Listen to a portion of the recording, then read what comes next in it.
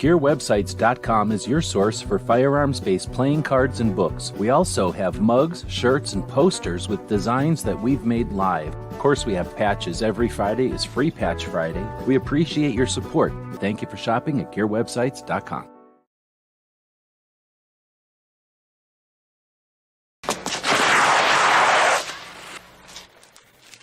Shit.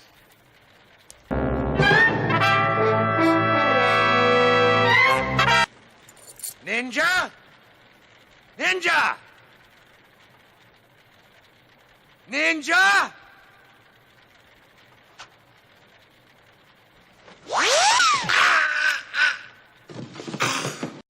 It's 11:59 at Radio Free America, and this is Uncle Sam with music and the truth until dawn.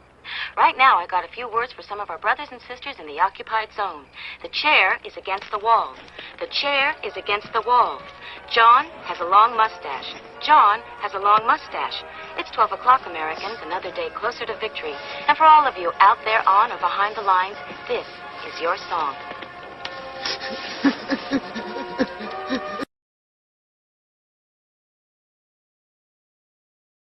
And I need to join into the thing here to get everything to be, I guess I don't need to share the screen. So welcome everybody to our daily gun show. We come to you live every weeknight at midnight Eastern, and we talk about guns for about an hour.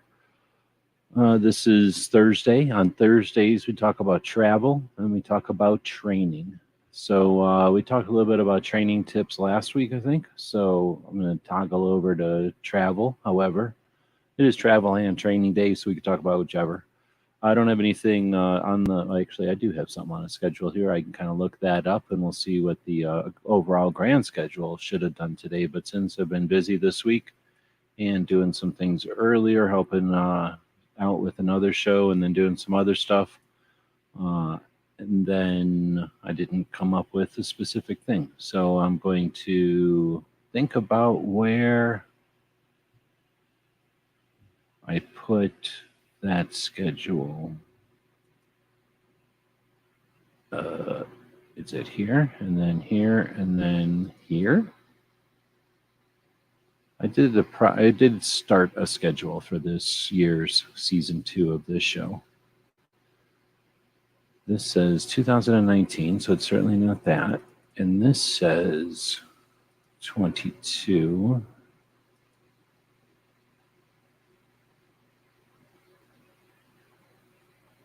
Oh, no. Oh, this is this show. Okay. So what's today? The 7th, technically. Oh, I don't have anything. So it took all that time to find this thing, and I don't have anything in there. Like I say, it was just a rough sketch of a schedule or kind of stuff to throw darts towards topics, basically. And I didn't have anything in there for today anyway. So Rob is saying, hey, from Alabama. Good afternoon or good evening, I guess, depending on what time you're watching this. It's 9 o'clock in the evening for me. So let's see. We're talking travel tips. So if anybody's got any ideas, I normally have the screen sharing here, and I have the comments showing up on the screen, but there's not that many people showing up. I just posted this video moments ago. So I'm guessing only certain people are going to even be alerted about this, and then only certain people are going to be awake. And then of those certain people, only certain ones of them are going to want to even listen to this, right? So can't imagine too many people are going to show up tonight, but if you do, you're welcome. And you're encouraged to leave some comments out there, or in this case, topic suggestions, questions, that kind of thing. I am not an ultimate expert in traveling with or for 2A, but I have done it, and that's what we're going to talk about today. So let's say you're traveling, and I'll just start riffing, and if anybody's got anything specific, say stuff, and we'll see how long I last. So if you're going to be traveling, first thing I would recommend is don't just travel places and then turn around and leave. I guess I might have done that, but I do not do that unless I absolutely have to, and I regret the amount of time I'm not at a place. Because if you're going to travel, you're experiencing the place, right? You might as well spend some time there. I don't know how I got into the displeasure or the distaste of just going to the tourist places. But, once I figured out that you don't have to be restricted to just the tourist places, I have a lot more fun exploring places that are off the typical tourist set of attractions. That being said, I mean, I don't have anything against the tourist stuff, but there's so much other things you can do as well. So as part of that is the restaurants and things like that, and part of that is the just the other stuff we're going to talk about. So let's see. So Rob is saying, beginning in 23, Alabama will have unconstitutional carry. What does that mean? You mean constitutional carry? What laws should I be aware of going state to state if I no longer have a permit? Well, I guess we can talk about that. That's technically 2A travel. So when you have constitutional carry in your state, that is a state of being, right? It is equivalent to taking an eraser to prohibitions. So it doesn't create as much as it removes prohibitions. It removes restrictions. So there used to be no involvement from the state to the individual. And then a lot of states, most states at some point said, you know what? Let's make it where you can't carry a concealed weapon here, and for these reasons, and over here and over here. And all those laws mostly started in the 60s as a result of the exploitation of fear, right? Okay, I was just making sure if that was like some kind of specific thing that I was missing or something. So you're saying just constitutional carry, no problem. So in other words, the constitutional carry, I just explain it as it's an eraser. They had these laws that kind of slowly accumulated, and the laws really just said, you can't do this, you can't do that, you can't do this. You can't carry here, you can't carry there. These people can't carry. In order to carry, you got to do this, that kind of stuff. And then in the 80s, we started to get people going, you know what, this is not fair anymore, because there's so many people who are criminals that are walking around brave, what's the word, like not worried about the consequences of their violent actions. This isn't the way we want the world to be. So people in the 80s, 90s started to say, if we remove the laws from concealed carry so that anybody can conceal carry, then a criminal doesn't know if there's a lethal consequence for their actions or not. A criminal would have to take some kind of leap of faith that the person they're about to be mean to or attack or harm isn't going to respond with lethal force, isn't going to defend themselves lethally, right? And when a criminal has that decision, guess what? Criminals go do something else for a living. They certainly don't go around being mean to people and being violent to people as much. And we see that all over the place. So there was this drop in crime because of concealed carry. So then there was states that had no permits or nothing. And once people were comfortable with concealed carry everywhere in the country, Illinois became the last state to prevent people from concealed carrying a long time ago, thanks to Heller and then Miller. Both of those court cases kind of forced Illinois to say, okay, we have to do concealed carry permits. So now the entire country in that era was getting used to concealed carry. There was classes, people were comfortable with it. A lot of people have been doing it for a long time. Some people have been doing it for a short time, but almost everybody who wanted to could. And then we started to say things like, why do we need a permit to carry? That seems kind of stupid, because it's a constitutionally protected right. It's a right that's given us by birth from our parents or our creator, or whatever you want to say. Like, as we get created, like, the right is, a thing that we claim when we wake up and become sentient. So that's a right that we have. The Constitution says the right exists and the state can't prevent it or infringe on that right. So why do we have all these laws that say we have to have a permit in order to exercise this right? So different states said, you know what Vermont does? Let's do that. Let's just not have any permits. And that's when we started to see the constitutional carry movement, which is now 25 states. Half this country has constitutional. So I'm just being long-winded because nobody else is saying anything. So that's where we're at, where everybody's been, a lot of the country at least, is really comfortable with concealed carry. And either because they do concealed carry or they know that a lot of people are concealed carrying and there's no problems from it, so nobody cares anymore. Now we have constitutional carry where people are like, well, if you don't want to bother with all the pain in the ass of having a permit because once in a while you want to carry, no big deal, then you don't have to. And now a criminal can't say, well, this is a low-income neighborhood, so there's a pretty good chance that nobody can afford to have a concealed carry permit here. So I'm just going to go around being mean to people. I'm just going to own this neighborhood because I'm pretty sure they can't do nothing about it.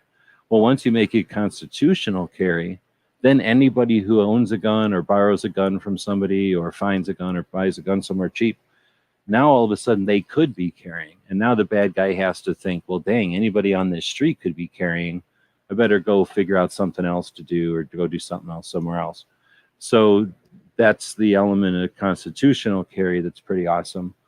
And the part that, we see, that's why we see it move on from state to state. So the question is, how do I deal with moving state to state if I no longer have that constitutional carry, or if I'm exercising constitutional carry, if I don't have a state issued permit?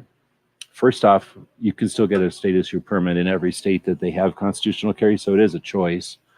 So one, some states will recognize non-residents from another state with constitutional carry as their license, their driver's license, proving that they're from that state, counts as their CCW. So that depends on the state you're in. So in other words, I don't know all the states off the top of my head. I don't know what the positions of all the states are off the top of my head. So I don't know if you want to use one as an example because it would sound bad.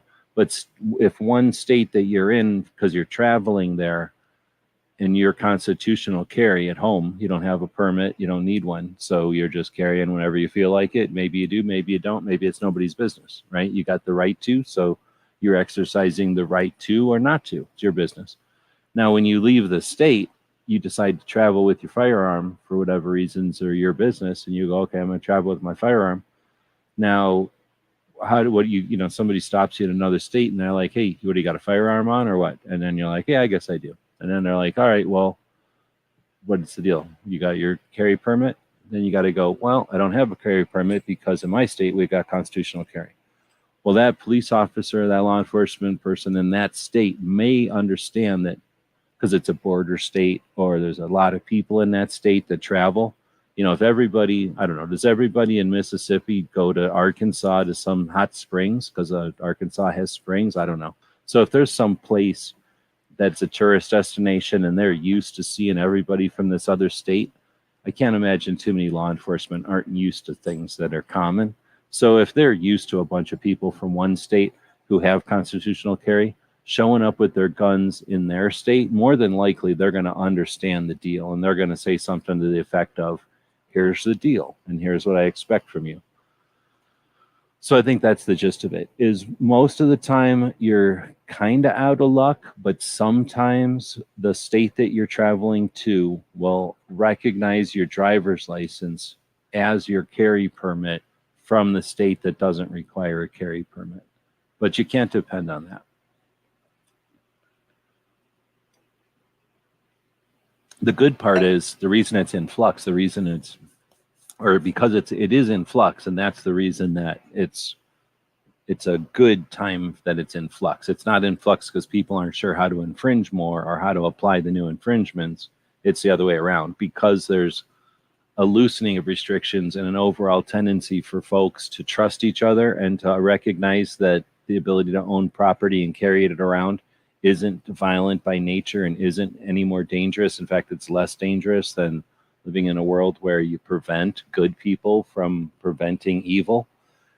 So as people become more familiar with that, more comfortable with it, you're going to see fewer and fewer people being concerned about it. For example, if you are driving along and you're from a state that is reckless, Now, there's a couple of states out there that few of them will admit it, but there's some reckless states out there. And they drive around being reckless. They listen to the music too loud. They're just reckless.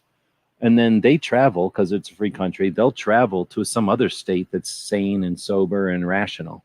And when those reckless people come in there and do whatever, they might be well within the law, but they're just doing it in such a loud and obnoxious way that you know they're from out of state.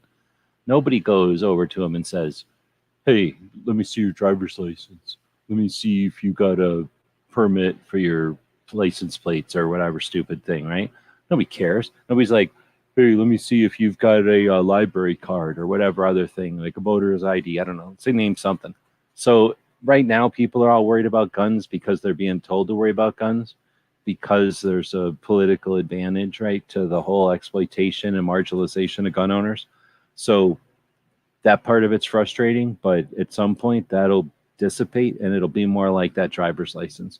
Yeah, we all have a different driver's license in our wallet, but unless we're getting a ticket or maybe buying something with a credit card and they want to verify who you are, like, you're not pulling out that license for nothing, because nobody really cares. And I figure because we're already in a country where 50 of the states have 50 of the states have concealed carry, meaning that anybody who feels like it can figure out a way to carry a concealed carry firearm, either with some sort of a permit or not, and then like legally with a permit or not. And then 25 of the 50 states, which is most of them at this point, is you don't even have to get a permit or whatever. You can just carry if you feel like it. If you're legally able to own, then you can carry pretty much however you feel like it. I mean, some states have some regulations, but aside from things that are national, like schools and voting places and nuclear power plants and jails, places that you would expect police are going to control the place and not individuals, then you're not going to be welcome with a firearm at a jail, right? You're not going to go visit somebody with a gun. That makes sense. And you're not going to go to a court with a gun anymore. Back in the olden days, I think they did. But aside from those couple of places in constitutional carry states, pretty much do what you want. And guess what? Nobody cares. Nothing happens. It's sort of like when they said, oh, you no longer have to tell us where you're driving. You can just drive wherever you want. You don't have to have a reason to get in your car and start it up and go somewhere. In fact, you can drive around without some kind of itinerary filed with the local police. Remember when they eased up on that whole law? You know, for a long time, you had to tell the police where you were going to drive to. And if you had a certain size car, you know, you would have to do even more procedures. And you could have only a certain amount of gas in your car. They didn't want you having too much gas in there, because then you could go pretty far. So if they said, you know, even if you got a 30-gallon gas tank, if you only put 10 gallons at a time in there, you're not going to be able to be as reckless. You know, you're not going to be able to drive as far or do as many things. You're going to have to slow down. So whenever they raised up those restrictions, everybody just started, you know, driving where they wanted and doing whatever. Nobody was popping wheelies or burning out just because they could, even though they had the freedom to. Anyway, went off on a tangent with that one, but effectively, you're kind of out of luck. That's why I recommend traveling. Since we're talking about 2A travel, get your concealed carry permit in the state that you live in. What? Even if you don't need one? Yeah. Why? Because it's cool. One, it's pretty awesome. Chicks dig it. Two, it increases the numbers. It's a way that we can say to each other, hey, we're gun owners. You know why? Because I got this permit that says I'm a gun carrier or whatever.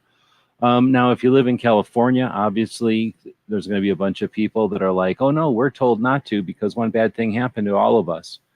Yeah, a bad thing happened. From what I understand, it's happened before, and unfortunately, it could happen to any of us at any time. They win when we don't do things because what might happen. So what might happen is whoever figured they would do that without any kind of consequences or repercussions might get caught. And they might go to prison for a long time. And that might stop anybody else from doing such a Yahoo thing. You know what else might happen? We might get rid of the whole list concept in the whole place, because there was a many decade common chant from the other side that there's nothing to be worried about with the registry. There's nothing to be worried about. Well, that's over now. They can't say that ever again because we have tangible proof that it is a bad thing. That's a new song. We win. So I'm going to say get your CCW permit, get it so that you're on the roster, even though there's the potential for being bad. Get it so that more people in your state know, so that the representatives who are looking around for who the different communities and who the different industries are that they should pay attention to. That's an indicator that, there's more of us because we have to be licensed. And then work on getting rid of the license system in your state if you can. If you got constitutional carry and you're getting a license anyway, let's move on because that could be an endless loop. That's the problem. If you have constitutional carry, like we do here in Arizona, and you can get a concealed carry permit like we can in Arizona, they eat themselves from both ends.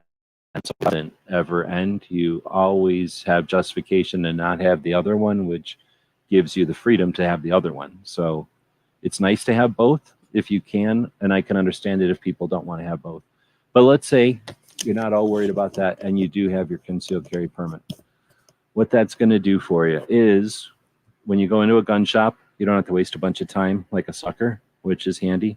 I don't know when I got my CCW for the first time, so I can't really remember. I think one time I forgot it or something happened. I think I have bought a gun with a 4473 where they had to call it in since 2000. So in the last 22 years, but it's been very rarely. So they don't need to call your stuff in with a CCW, and that just makes things better. Seems like you got the VIP treatment, but mainly it's just more effective and efficient because if there's something going on or some kind of weirdness, then like stress or scarcity or just concern, and everybody rushes the gun shop to buy stuff. If you've got to wait for a phone call, you're just behind the 8-ball. If you can get your purchase and be out of there without a phone call, that's what the permit provides. It costs money, and that money in most states only pays for the people who run the system. So again, I don't want to get too far into it, but if you like it and you're down with it, get one. Then when you're going into other states, you've got a card that says, in my state, I've had a background check and I passed it, and the state has given me the authority to carry around my firearm whenever I feel like it, as long as I abide by the rules, right? So that can go a long way if someone in another state is questioning your anything, period, right? They're questioning you. You got that CCW, that's a thing in your favor. Now, for lots of reasons, you can extrapolate that all over the place, but there's lots of places where aren't necessarily like law enforcement. Just you're trying to pawn your watch or something. Like, hey, look, I got a CCW. Like, I'm not a fly-by-night. I'm established in the state I'm in. It's like having a some other credential. So it's a nice credential to have. Maybe that's the way to say it. All right. So so I think having CCW is good for that. If you go to a range and there's any concern or any kind of issues, a CCW, not that it's a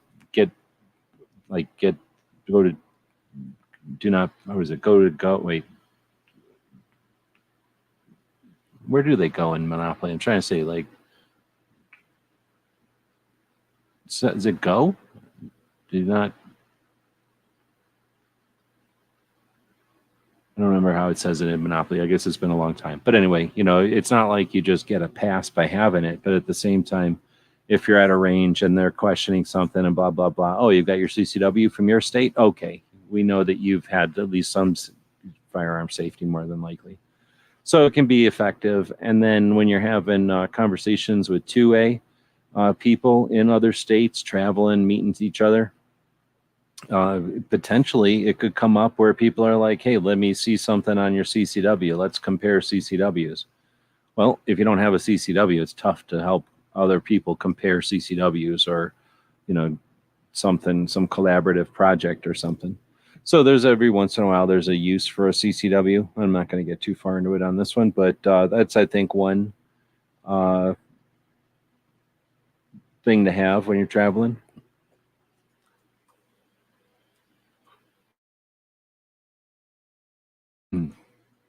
Because they're just saying in a lot of states, having a permit eliminates the background check when buying a firearm.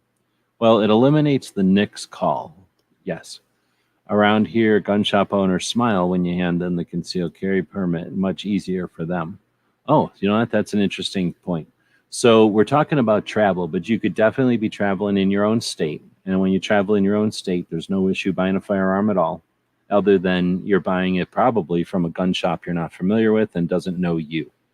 So Gizzard brings up a great point there that if you're across the state, you know, you're there for a wedding, you're there for something, you know, that's where Craigslist had this thing that you needed to find and you went all the way across the state to get it.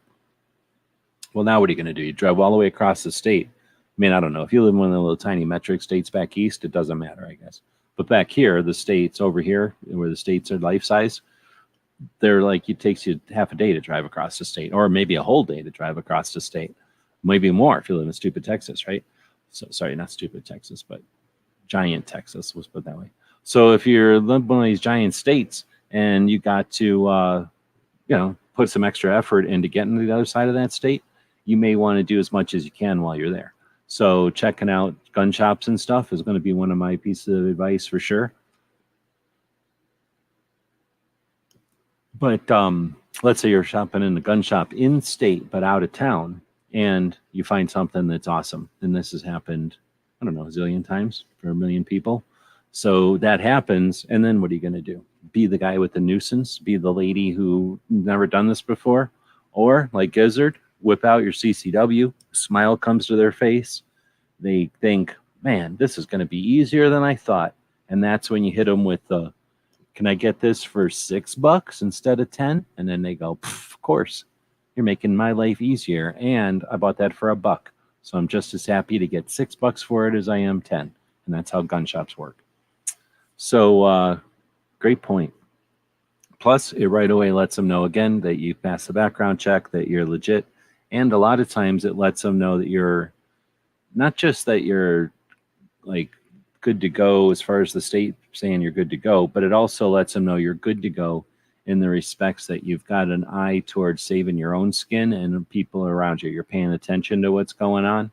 So, you know, a CCW can be an indicator of someone who's got an aware mind instead of your typical, whatever you want to call the people that ain't paying attention to what's going on. So I guess we kind of turn that into a CCW thing.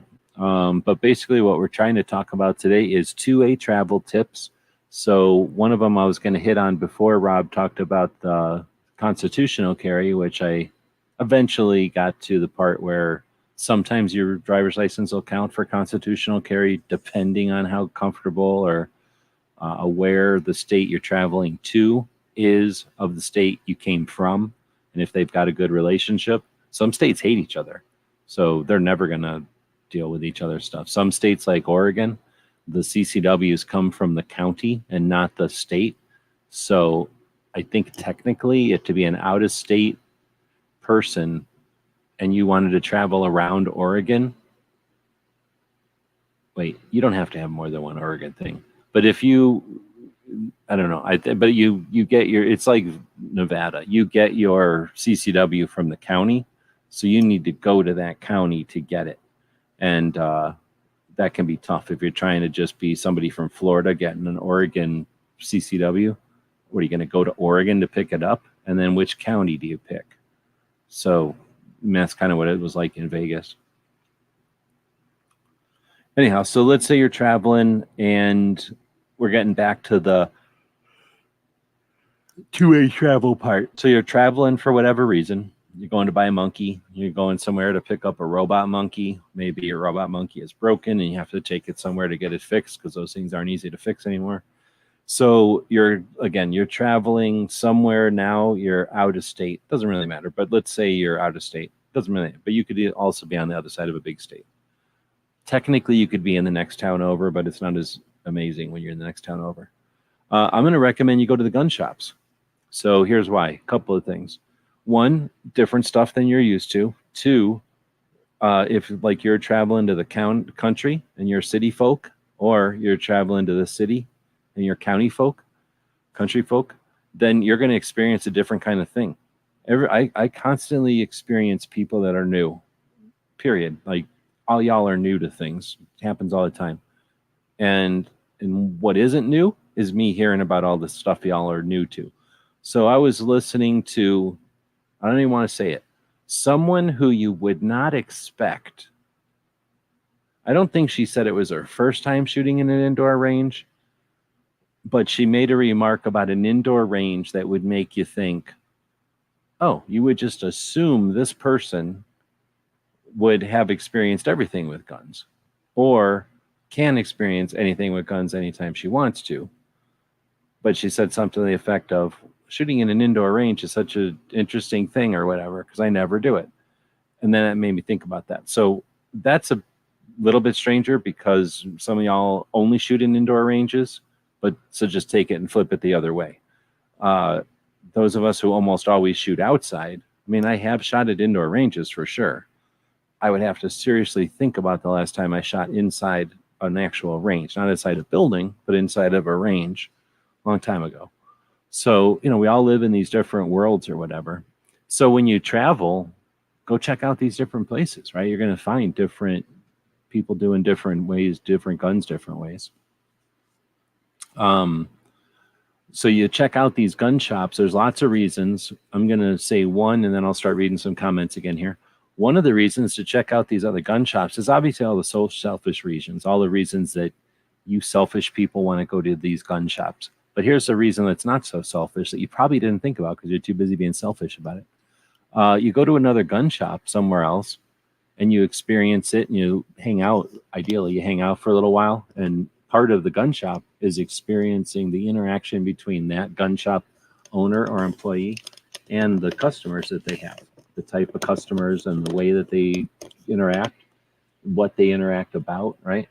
But you take that, you take their layout, everything, the way that the store is situated, the not just the organization of the store, but the way that it sits on its property and where it is in town. You take all that data, and they've not necessarily taken notes, but you take that data and you go back to whatever gun shop is your favorite gun shop. We know whose favorite gun shop Tamarack Armory is, right? So you go back to your gun shop that you like so much, and guess what? Now you have something to offer that gun shop that could be useful for them. Now you don't have to give them a sit rep or a download of all the intel, but you have that information, and you can let them know, hey, I went to a shop in XYZ, and I've done that before. I mean, that's all I do is talk about gun shops when I hang out at gun shops half the time. So, hey, I went to a shop down in Sierra Vista. So Sierra Vista is the little town that hangs out. It's kind of wrapped around Fort Huachuca. And it's an army town. So the populations of army towns fluctuate and migrate. They change. The spouses and the families of the people on the fort will come and go. They'll grow and, move, or just the people will be transferred or PCS somewhere else. This is a training fort, so a lot of people show up for some amount of training or to be instructors, and then they move on. This isn't come retire here type of thing for lots and lots of battalions of people or anything. So it's a small town, and like I say, all those other descriptions of it. Now, at the same time, it's a town that's pretty darn close to Mexico. It's about 2/3 of the way to Mexico from here. So if I'm 100 miles from Mexico, that place is more like 20, 30 miles from Mexico. And that's a different place. Like, it's just different. It's a little bit drier, a little bit cooler, maybe, because it's up a little bit in the air. Anyway, Sierra Vista is a neat little town, and it's not that big. I guess the other way to describe it is it's the towns out here in the West where our states are bigger than y'all, back in your metric sized towns or states. We have to have space in between our towns for all the stuff. So the Sierra Vista is sort of like halfway between Tombstone and Tucson, kinda. And I think back in the old days, I say that because you have to go south to get to Sierra Vista, so it's not really on the way. But because of the way the mountains are and stuff, if you wanted to cut south of this one mountain ridge, then you could go to Sierra Vista and come around the other way. And I think that's why Sierra Vista exists where it does. Also, it was pretty good strategic advantage for anybody invading from Mexico, but that could be another conversation. So when you talk about a town like that, I guess I spent a lot of time describing it, but that's the fun part about going to travel, right? Think about all those different things. Like, what's up with this town? Is it been here like this forever? Like Tombstone, it's not going to really change. Tombstone kind of changes, but it also is completely the same all the time because it's Tombstone, for crying out loud. It wouldn't exist if it wasn't permanent. Other towns move all around, constantly changing, evolving. So with that being said, Sierra Vista has 4 gun shops, 5, 7 gun shops sometimes, and they kind of come and go. Going down there and experiencing those gun shops has been an experience, to say the least, because they fluctuate about twice as fast as the Tucson gun shops. So if there's 16 to 20 gun shops in Tucson, there's, like I say, maybe 10 shops at the most in Sierra Vista, if you don't count like backyard shops and home shops and stuff like that. So going down to those shops can be a lot of fun. And bringing back info, I guess I started this whole thing with bringing back info to your shop is kind of useful. So whenever I would go in and talk to the one shop about the one other shop in Tombstone, you know, we'd be like, oh, the one with the one shop in Tombstone where I bought that PMR 30, by the way, if Smeggy's still out there. One where I bought the PMR 30, it has like a indoors inside the shop. It has like a little roof built so that it feels like you're walking on an old-fashioned, old-timey like town or something like from an Old West movie. So they kind of built it, not really a set. They just made the front of this one display case kind of feel like you're in an Old West town. So the way we talk about it is the one with the roof inside, because there's this big roof inside, like the outside roof of a shed sort of inside. And it's I don't know if it was there and they just used it or if they made it. I don't really know. But it's one of those things. And if you hadn't have been to the shop, you'd have no way to describe it. You'd have to say one of the 7 shops in Sierra Vista, the one on whatever street, and that kind of stuff. So I guess one of the reasons to go to the shops is to have that common frame of reference with other shop owners who are probably going to a lot of shops. Now, I said I was going to quickly say all that, and then I didn't quickly say nothing. Oh, snap. Pat's out there throwing 10 hard-earned dollars at us. Thank you very much, man. I really appreciate that. This is happening on the, what do you call this? The Daily Gun Show channel. So I appreciate that. I don't get that many things over here. So I haven't even looked at what Daily Gun Show, brings in or whatever. I can't imagine it's too many dollars. I kind of forget that Daily Gun Show is monetized. So thanks for that. I do appreciate it. So let's see. We've got I'm looking back at some of the comments here. I knew there was one about travel in here. Something to consider from Gizzard here. Something to consider. Rules differ from state to state. Sometimes, or some you must open carry in a vehicle. Some you must conceal carry, and some allow either. And that's a dilemma that we've had for a long time. When you move to another state or go to another state, you have to obey their laws. And their laws on guns are going to be different and completely without too much structure. Some of them mimic each other. The ones that are good just say, we don't have that many laws, so do what you want. Those are the ones that are good, and that's the majority of them.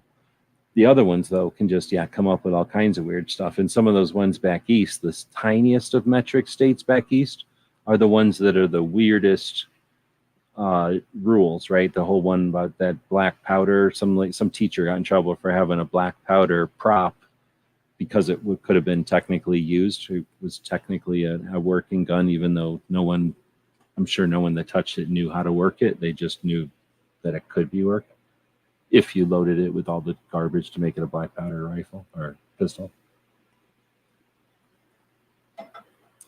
But that's certainly an example that we use all the time, and it gets brought up with the actual details of why you wouldn't want to just drive around assuming laws follow you, because they don't. You go into laws of other places.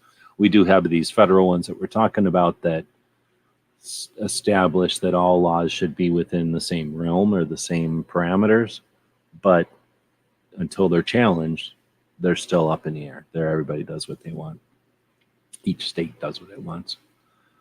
Smeggy is saying Michigan hates Ohio, but they still recognize their CCW permits, and that's one of the things that that proves that we can all get along, because we recognize each other's CCWs. Do your research before you travel, for sure.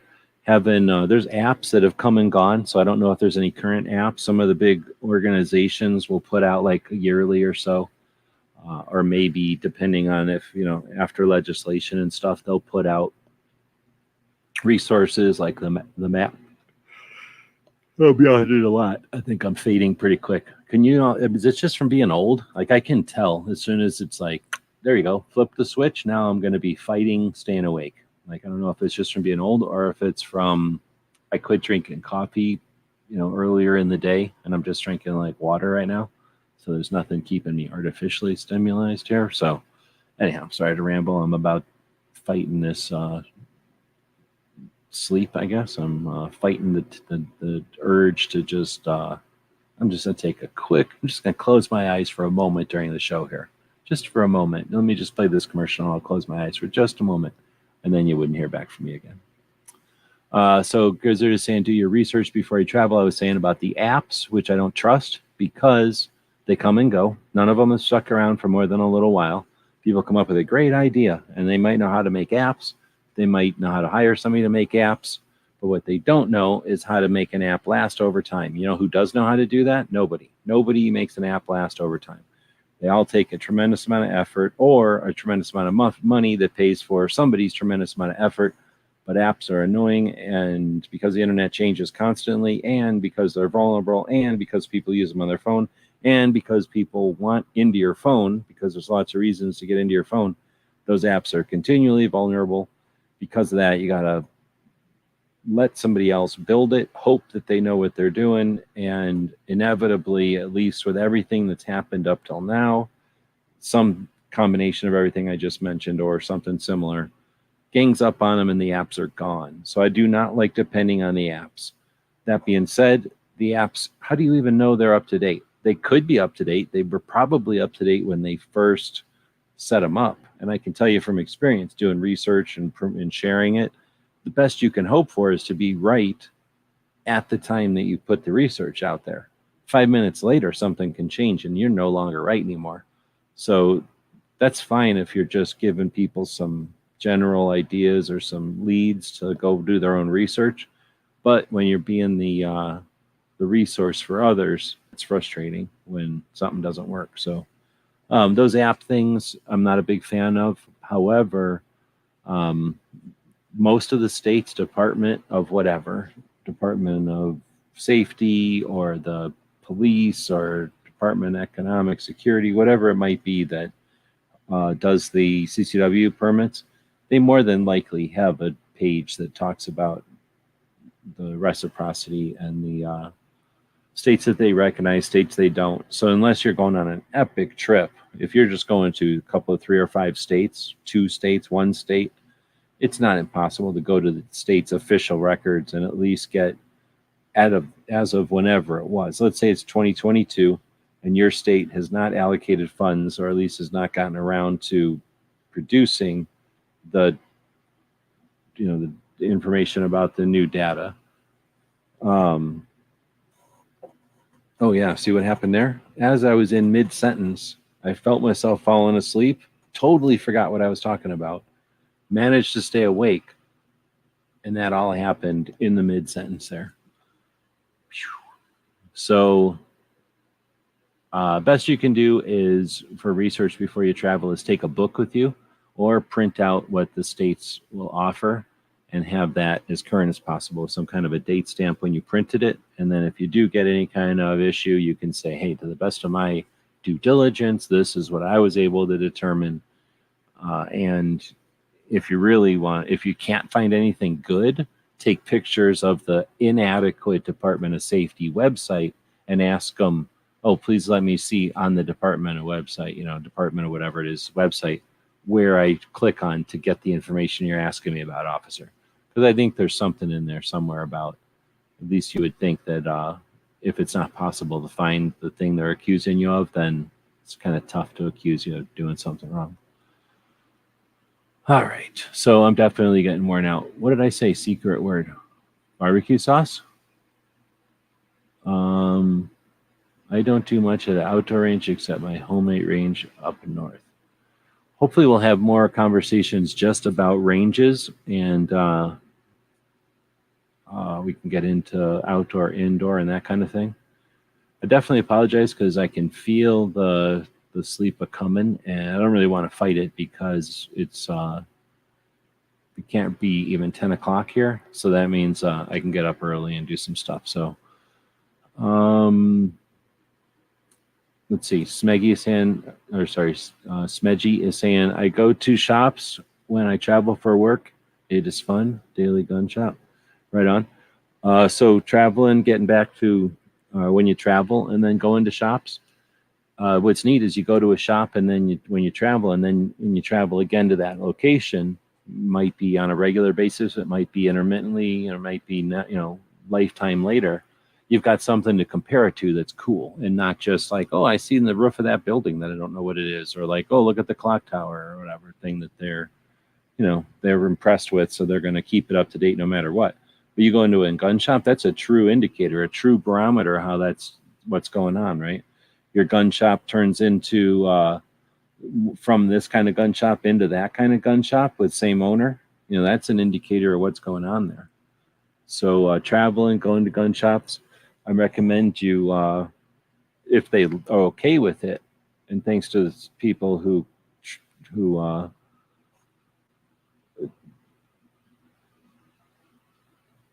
yep, see, I'm definitely getting tired. But anyway, as I was saying, thanks to the people that kind of paved the way for gun shops to be not as scared to the internet.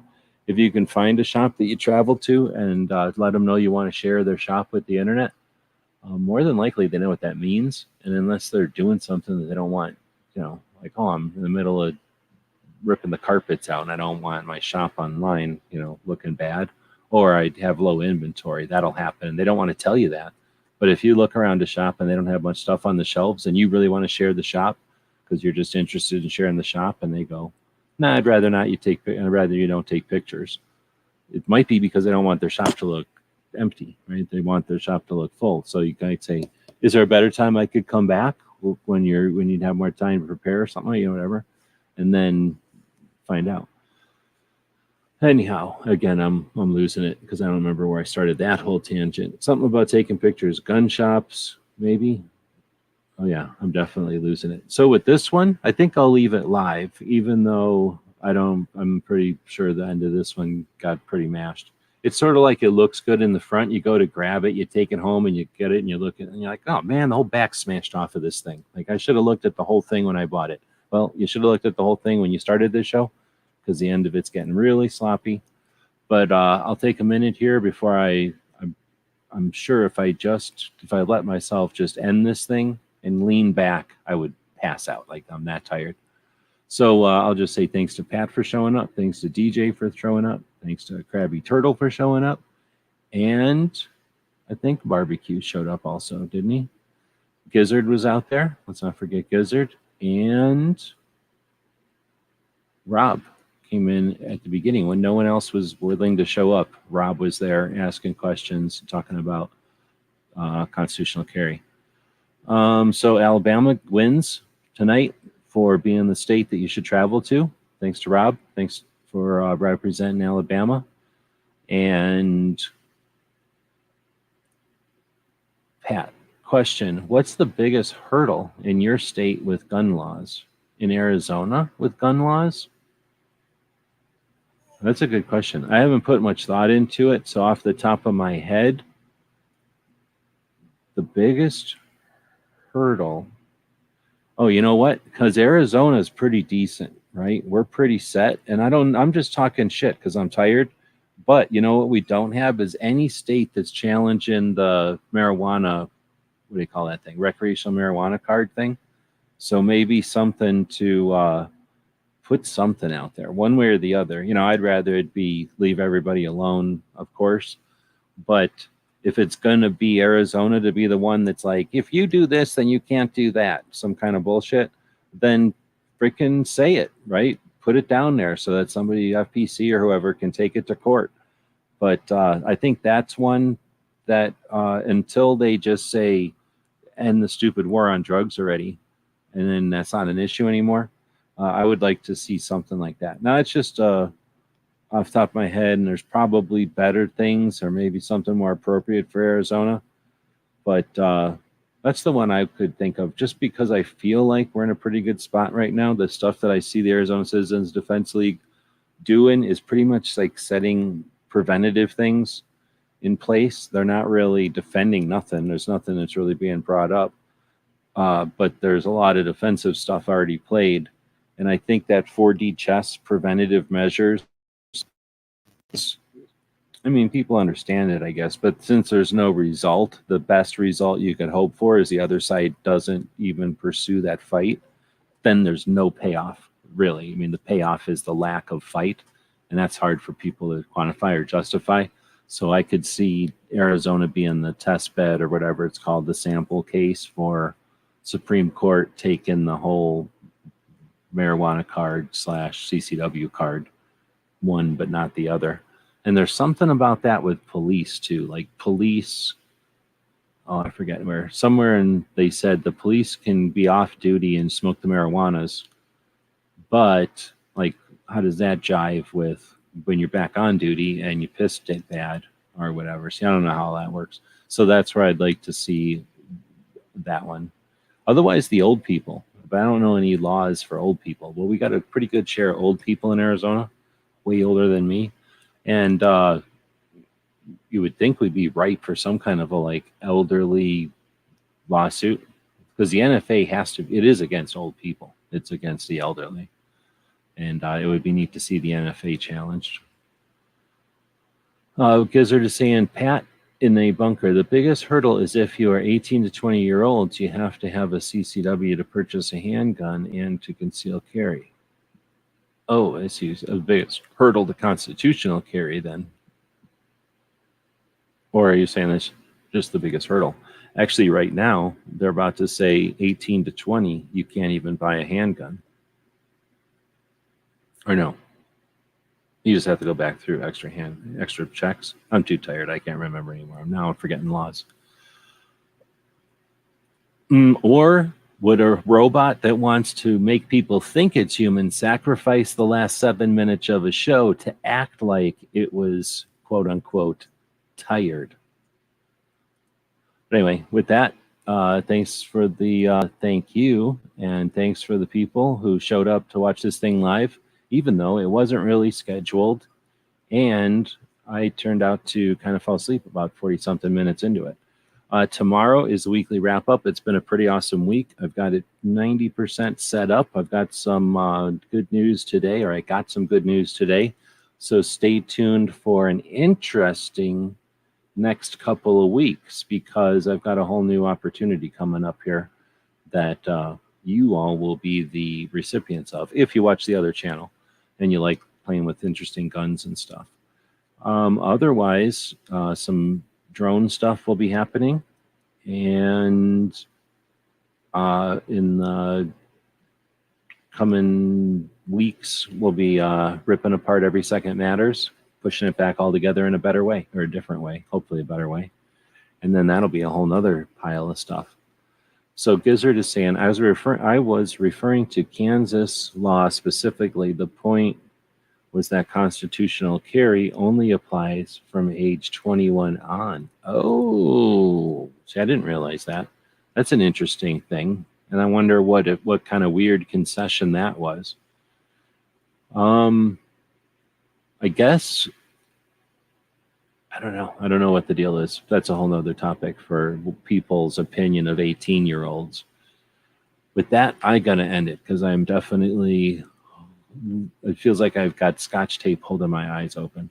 So I'll quit complaining about it. Say thanks again, and do this.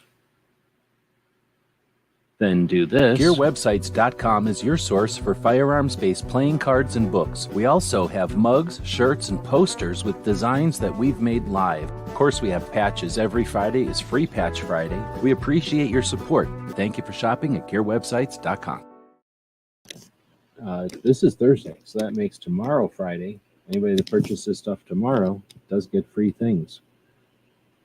And I was also going to break in here to say something that I already forgot by saying that what I didn't even need to say because the video just said it.